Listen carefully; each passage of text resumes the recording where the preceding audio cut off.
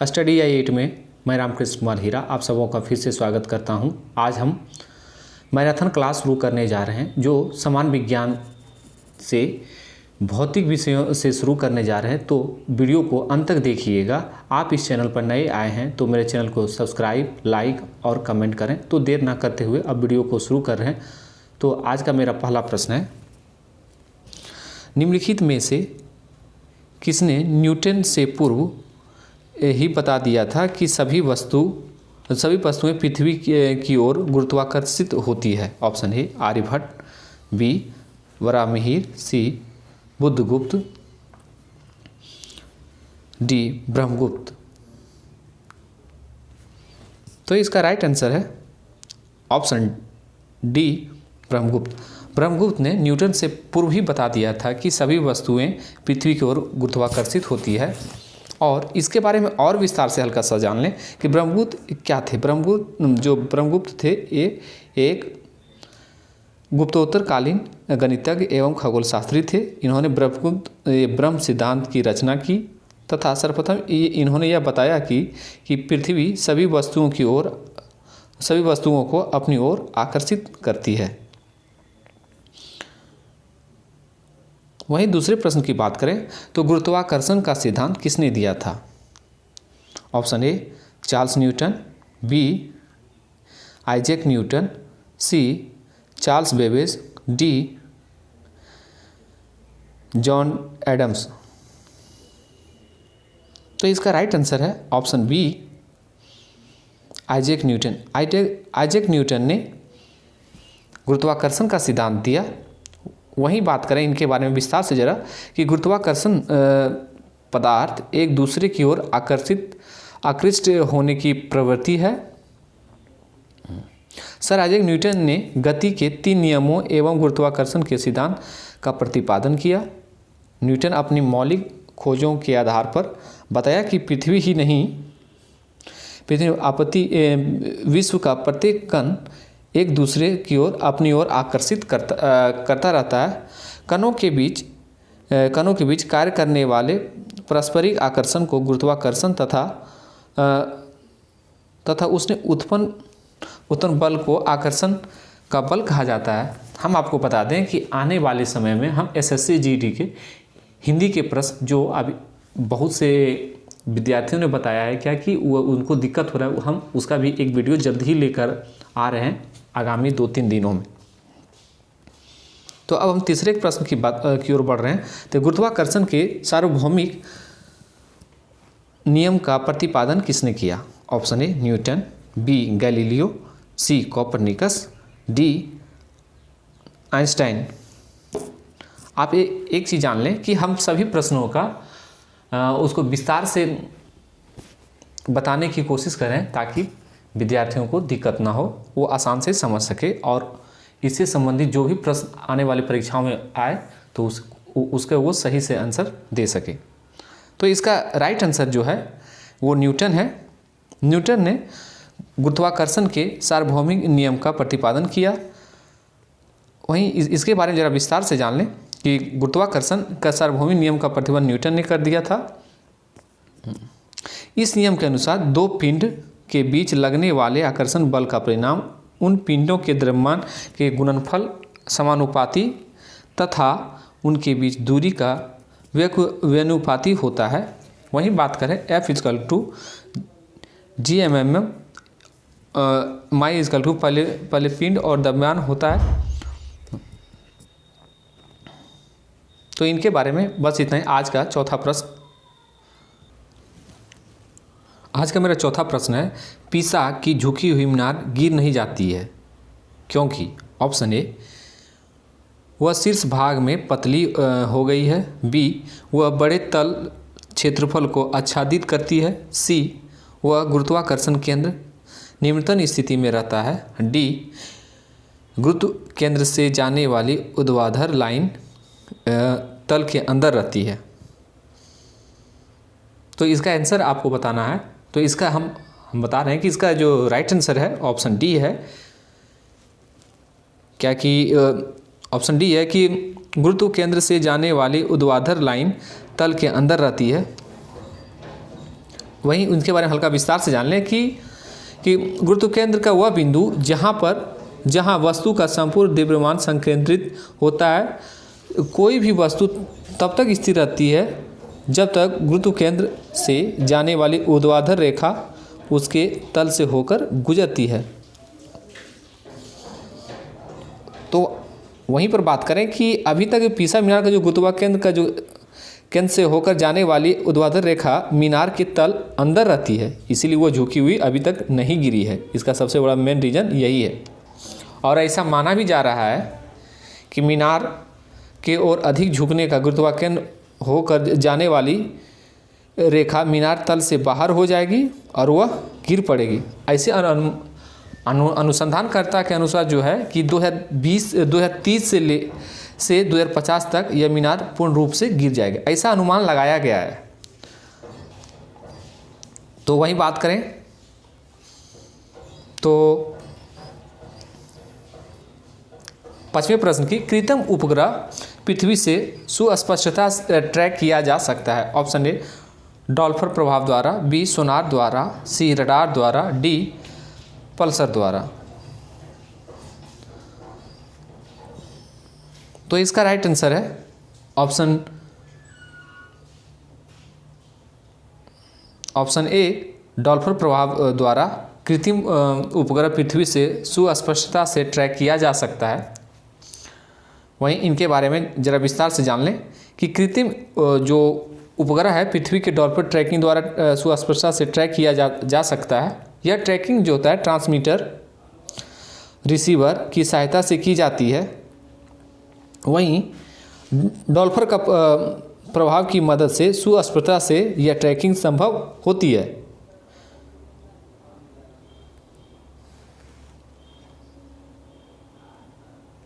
वहीं 7वें प्रश्न की बात करें तो लोलक घड़ियां गर्मियों में सुस्त हो जाती है क्योंकि ऑप्शन ए गर्मियों में दिन लंबे होते हैं, बी कुंडली में घर्षण होता है, सी लोलक की लंबाई बढ़ जाती है, ऑप्शन डी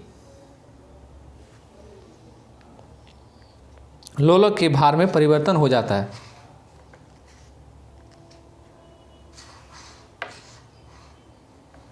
तो इसका राइट आंसर है, ये पिछले बीपीएससी में ये प्रश्न पूछा गया था, तो ये उसी से संबंधित है कि लोलक की घड़ियां गर्मियों में सुस्त क्यों हो जाती है।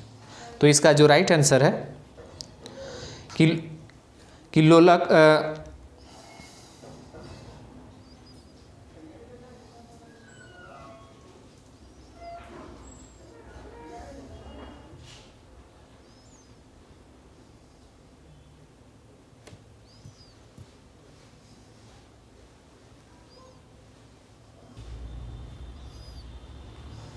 तो इसका जो राइट आंसर होगा ऑप्शन सी होगा, क्योंकि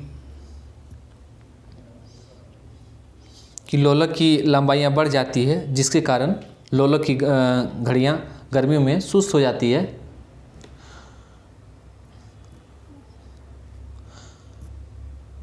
वहीं इसके बारे में ज़रा विस्तार से जान लें क्या कि ऐसा क्यों होता है। क्योंकि गर्मियों में लोलक की लंबाई बढ़ने के कारण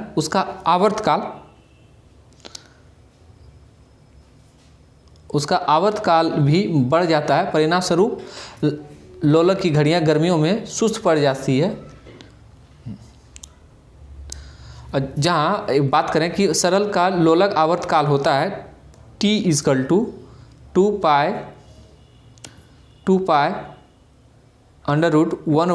√1/I/G, जहां I का मतलब होता है लोलक की लंबाई।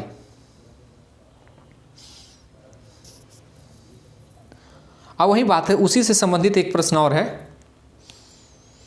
कि लोलक की कला विधि, लोलक की जो कला विधि है ये यूपीपीसीएस 2012 और 1994 में ये पूछा गया प्रश्न है क्या कि लोलक की कला विधि टाइम पीरियड क्या है। तो ऑप्शन ए द्रव्यमान के ऊपर निर्भर करती है, बी लंबाई के ऊपर निर्भर करती है, सी लंबाई समय के ऊपर निर्भर करती है, डी तापक्रम के ऊपर निर्भर करती है।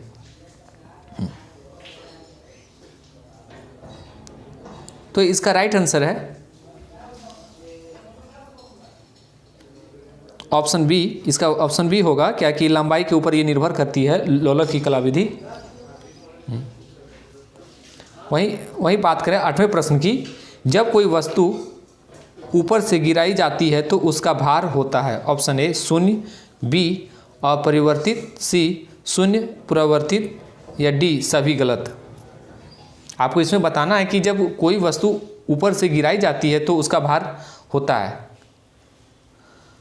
तो इसका राइट आंसर जो है ऑप्शन बी होगा कि अपरिवर्तित होता है, तो उसका भार जो होता है अपरिवर्तित होता है। वहीं इसके बारे में विस्तार से जानें कि आदर्श परिस्थितियों में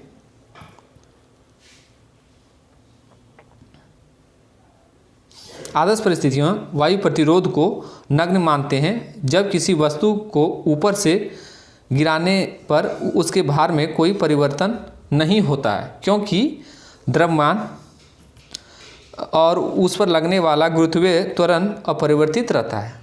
इसके कारण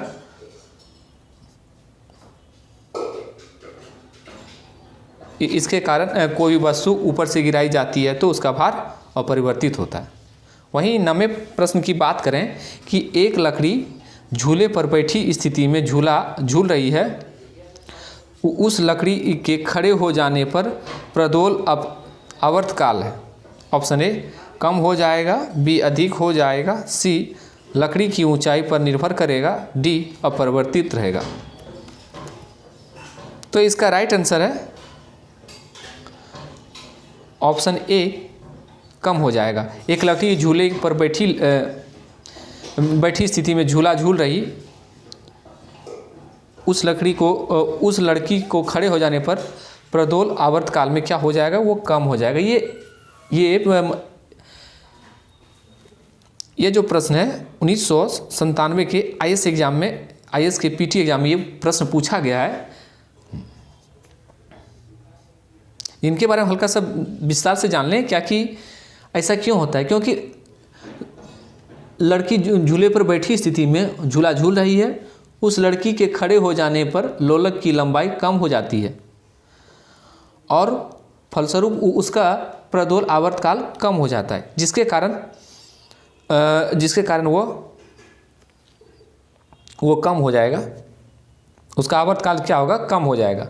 वहीं 10वें प्रश्न की बात करें, अपने कक्ष में एक उपग्रह पृथ्वी के चक्कर लगाता है, वह लो ऐसा निम्न में से किस कारण से करता है। ऑप्शन अपकेंद्रीय बल, केंद्राभिमुखी बल, सी गुरुत्वाकर्षण बल या इसी की कमी, डी कोई अन्य बल।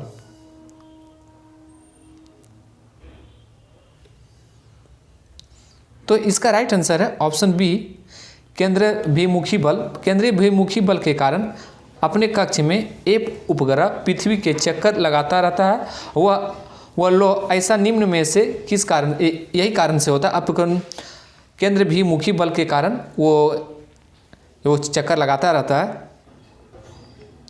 वहीं बात करें 11वें प्रश्न की, पृथ्वी का पलायन वेग है, ये आप सभी को बताना चाहिए इसका आंसर कि ये क्या होगा पलायन वेग, पृथ्वी का पलायन वेग। ऑप्शन ए 11.2 किलोमीटर प्रति सेकंड, बी 15.0 किलोमीटर प्रति सेकंड, सी 7.0 किलोमीटर प्रति सेकंड, डी इनमें से कोई नहीं। तो इसका राइट आंसर है ऑप्शन ए 11.2 किलोमीटर प्रति सेकंड, जो पृथ्वी का पलायन वेग है। वहीं इनके बारे में विस्तार से जाने कि पलायन वेग वह न्यून वेग होता है कि पलायन वेग होता क्या, तो पलायन वेग वह न्यूनतम वेग है जिससे किसी पिंड को ऊपर की ओर से फेंके जाने पर वह पृथ्वी के गुरुत्वीय क्षेत्र को पार कर जाता है तथा पृथ्वी पर वापस नहीं आता है। पलायन वेग वह न्यूनतम वेग है जिससे किसी पिंड को ऊपर की ओर से फेंके जाने पर वह पृथ्वी के गुरुत्वीय क्षेत्र को पार नहीं कर पाता है तथा पृथ्वी पर वापस नहीं आता है। यही इसी को हम क्या कहते हैं, पलायन वेग कहते हैं। और पृथ्वी का पलायन वेग अभी हमने बताया था कि 11.2 किलोमीटर प्रति सेकेंड है। वहीं बड़े प्रश्न की बात करें कि पेंडुलम घड़ी की तीव्रता गति से चलती है, कि आपको बताना है कि पेंडुलम घड़ी की तीव्र गति चलती है, कब चलती है, कौन से समय में चलती है। ऑप्शन ए ग्रीष्म में, बी शीतकाल में, सी बसंत ऋतु में, डी वर्षा ऋतु में। तो इसका राइट आंसर है ऑप्शन बी, शीतकाल में पेंडुलम घड़ी तीव्र गति से चल सकती है। वहीं इनके बारे में विस्तार से जान लें कि पेंडुलम घड़ी शीतकाल में तेजी से चलती है, क्योंकि इसका आवर्त तथा आवर्तकाल घट जाता है, जबकि ग्रीष्मकाल में आवर्त तथा आवर्तकाल बढ़ जाता है। गर्मी में क्या होता है, आवर्तकाल बढ़ जाता है, और ठंडी में क्या होता है कि आवर्तकाल घट जाता है, जिसके फलस्वरूप पेंडुलम घड़ी ग्रीष्मकाल में धीरे से चलती है और वह सुस्त हो जाती है।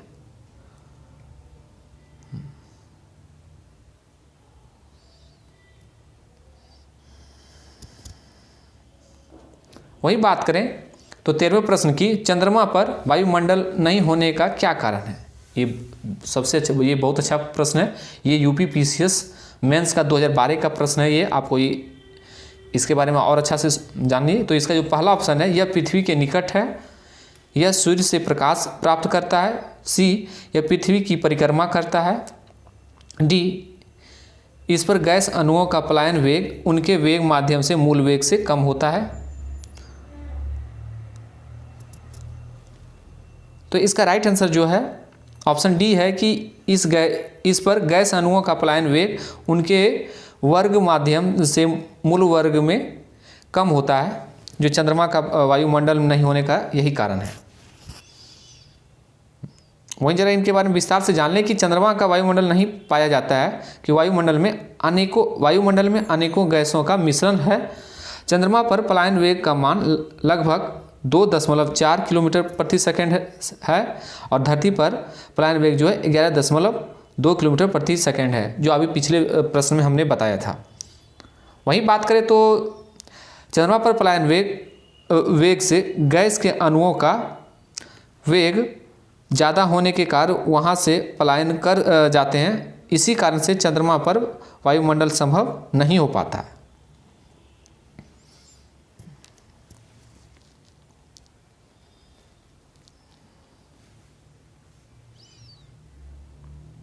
और एक चीज़ जान लें कि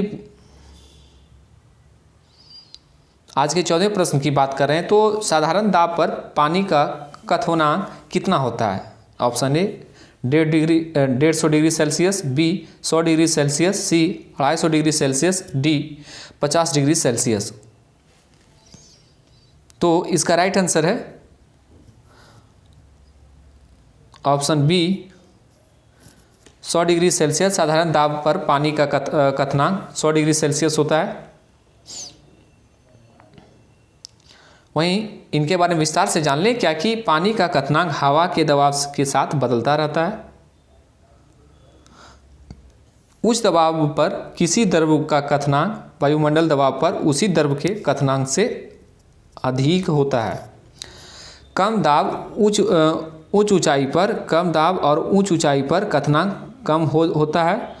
जिस तापमान का वाष्प का दाब सामान्य समुद्र स्तर के वायु दाब के बराबर होता है और उसे सामान्य क्वथनांक 760 मिलीमीटर पारा के रूप में जाना जाता है।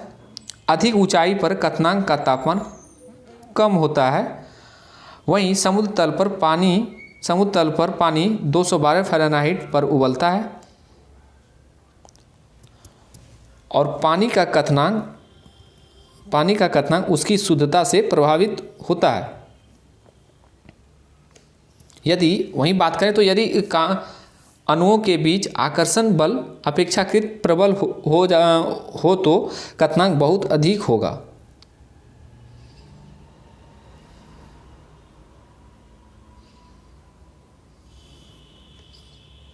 तो आज हम 15वें और ये अंतिम प्रश्न पर बात करते हैं तो कि एक पिंड का अधिकतम भार निम्नलिखित में से किस में होता है।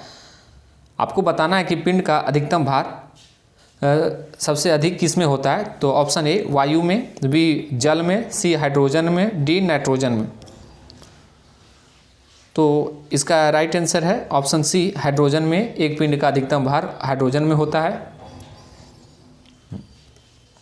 वहीं इसके बारे में विस्तार से जानें कि किसी पिंड का द्रव्यमान सदैव नियत रहता है और उसका भार दो चीज़ों पर निर्भर करता है। पहला गुरुत्व बल पर, दूसरा जो है पिंड पर लगने वाला उत्क्षेप बल पर। हाइड्रोजन सबसे हल्का और विरल माध्यम है, अतः उसके द्वारा लगाया गया उत्क्षेप सबसे कम होगा। पिंड का भार हाइड्रोजन में सर्वाधिक होगा। तो आज के लिए बस इतना ही and thank you for watching study आई8।